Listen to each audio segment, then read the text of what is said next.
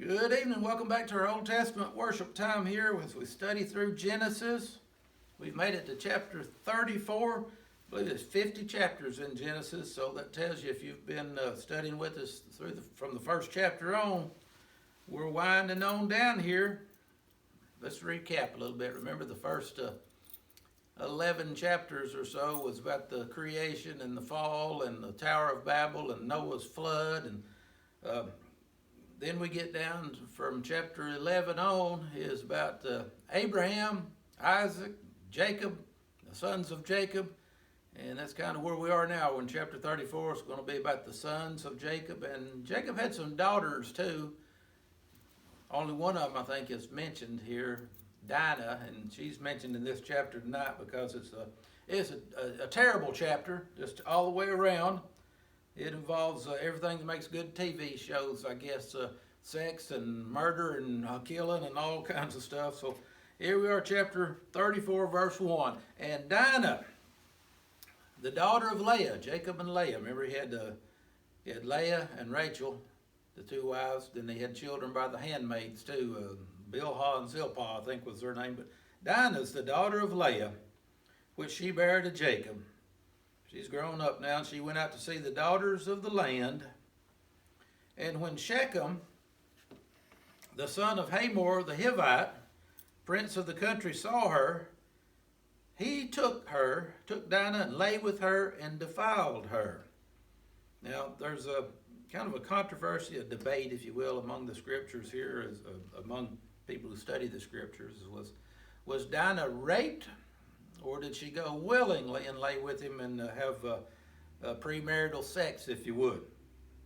Now, I looked that up in several different versions, and the clearest one was the Living Bible. It plainly says that Dinah was raped. But you got to keep in mind the Living Bible is simply a paraphrase. It's not a translation, so it's somebody's projecting their thinking into it. And it's kind of debatable in the scriptures. Was she taken against her will or not? Either way, it's going to clearly tell us so that, hey, this is wrong. He took her and lay with her and defiled her. And his soul clave unto Dinah, the daughter of Jacob. He fell in love with her. And he loved the damsel and spake kindly to the damsel. And Shechem spake unto his father Hamor, saying, Get me this damsel to wife.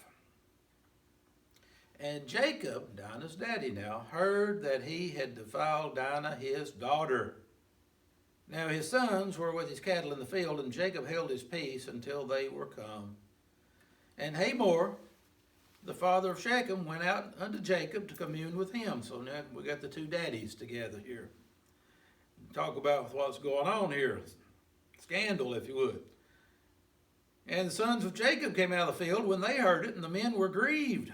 The brothers were mad about this, and they were very wroth because she had wrought folly in Israel in lying with Jacob's daughter, which thing ought not to be done. And let's bring this into our context here. Now, we obviously know that rape is a horrible thing if it was rape, but as I said, it's not real clear in the scriptures. Was she raped, or was this just a matter of premarital sex or out of wedlock sex, if you want to call it that? And this thing ought not to be done. The Bible's quite clear about that. We live in a society where it's just open and accepted, but we don't get to vote on what God's condemned and condoned. So it still ought not to be done until the wedding night, right? So Hamor communed with them, saying, The soul of my son Shechem longs for your daughter. He wants to marry you. I pray, give him to wife. Make you marriages with us. This is the two daddies talking. And give your daughters to us, and take our daughters to you, and you'll dwell with us, and the land will be before you. Dwell and trade therein, and get your possessions there. We'll all get along and be one happy family. And Shechem said unto her father and unto her brother, Let me find grace in your eyes, and what you shall say unto me I'll give. Ask me never so much dowry, and I give. And paraphrasing, say, I'll buy her from you. And I'll give according as you'll say unto me. But give me the damsel to wife. And the sons of Jacob answered Shechem and Hamor his father deceitfully. Now the boys, they're cooking something up, so they're being deceitful here. and said, because he had defiled Dinah their sister, and they said unto them, we can't do this thing to give our sister to one that is uncircumcised. This is before the law, that you can't be unequally yoked together. God's people not supposed to marry to people who are not. These are Hivites, but it's before the law of Moses. But they're saying we can't marry in with you because we can't give our sister into you people that are not like us, those uncircumcised. We're part of the covenant people of God. For that were a reproach unto us. But in this we'll consent unto you, if you will be as we be, that every male of you become circumcised. Then we'll give our daughters to you, and we'll take your daughters to us. We'll dwell with you, and we'll become one people. But if you won't hearken or listen to us and be circumcised, then we'll take our daughters and we'll be gone. And their words pleased Hamor and Shechem, Hamor's son. And the young man deferred not to do this. He said, okay, deal. Because he had delight in Jacob's daughter.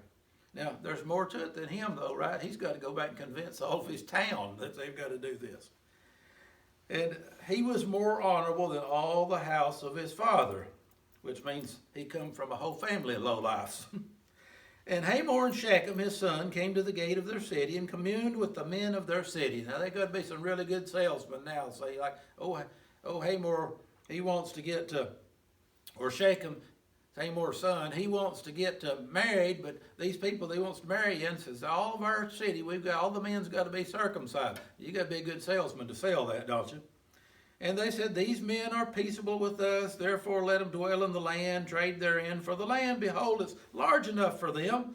Let's take their daughters for us to us. See, they're selling it now. We'll all get along, and we'll have to worry about war. We'll be one big happy family. There'll be more of us. There's plenty of land for everybody. You can marry into their daughters, too. So they're selling this to these other guys. Just let them give us our daughters. Let them give them our daughters. Only herein will the men consent unto us for this to dwell with us, to be one people. There's something we got to do. Every male among us must be circumcised, like they are circumcised. And then he's being a good salesman. What's a good salesman do today, too? They find a way to appeal to your greed, right? This is going to be good for you, because shall not their cattle and their substance and every beast of theirs be ours? Only let us consent to them. Let's do this. And they'll dwell with us. And unto Hamor and unto Shechem his son hearkened all that went out of the gate of the city. They convinced them, all these guys. And every male in that little town was circumcised. All that went out of the gate of the city, every one of them. Now remember, Jacob's sons, the brothers of Dinah, they're cooking something up here. They answered deceitfully, don't forget that.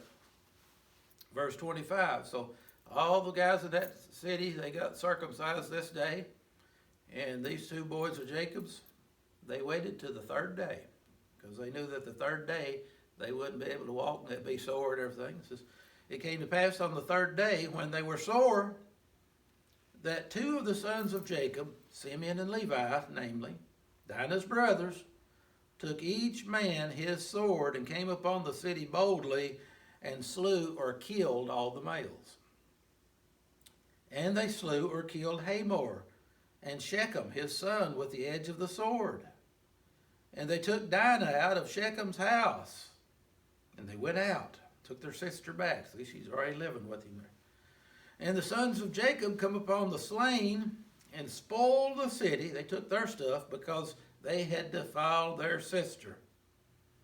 It wasn't really they, it was just this one of them that got the whole town in trouble. Sin affects a lot of different people around you, don't it? And they took their sheep, they took their oxen, they took their asses, and that which was in the city, and that which was in the field, and all their wealth, and all their little ones, and their wives took they captive, and spoiled, leaving all that was in the house. Now Daddy finds out about it, Jacob, what his boys have cooked up and done here. And Jacob said to Simeon and Levi, you've troubled me to make me stink upon the inhabitants of the land, among the Canaanites and the Perizzites. Well, on the one hand, you look at it and say, all right, judgment came upon the sin of that place. But here's where the problem is, right? The Bible teaches us later on that judgment belongs to the Lord. You can rest assured that God's going to judge sin, but it's God's place to judge sin. It's not ours to take the place of God and try to judge it ourselves. And it's just like, okay, here's what vengeance belongs to the Lord, the Bible says. But guess what? Dinah's brother said, no, vengeance belongs to us. We're going to go in there and kill that whole town. We're going to take their stuff for what they did to our sister. And Jacob says, you've ruined me. You've ruined my reputation. And says, now there's few of us, and there'll be other people. Let's see what Jacob said to Simeon and Levi, you've troubled me to make me stink among the inhabitants of the land, among the Canaanites and the Perizzites. Our reputation's ruined. And I, being few in number with our family, they'll gather themselves together against me and slay me, and I'll be destroyed. I and my house. When they hear what you did to them people, these other peoples around here is liable to come, and that's what happens. Like, remember the old mountain feuds? You kill this and I'll kill that, and you kill this and I'll kill that, until everybody's gone. They'll gather themselves together against me and slay me, and I'll be destroyed, I and my house or family. And the boys, they protested and said, should he deal with our sister as with a harlot? They had a point, but they were wrong. And I'll leave that point with you. Now, you men, should you deal with them women as if they're harlots, or should you treat them with respect and do the honorable thing? And the other lesson in this tonight is like, we can't go around and taking the place of God to punish people. When people do us wrong, we're supposed to, New Testament says, pray for those that would use you, and pray for those who would despitefully use you. And it says, bless them, not curse them. Boy, that's hard. When somebody does you wrong, the Bible says you're supposed to bless them instead of curse them. The flesh wants to curse them, though. But you can rest assured, people have to answer to God, not us. See you next week.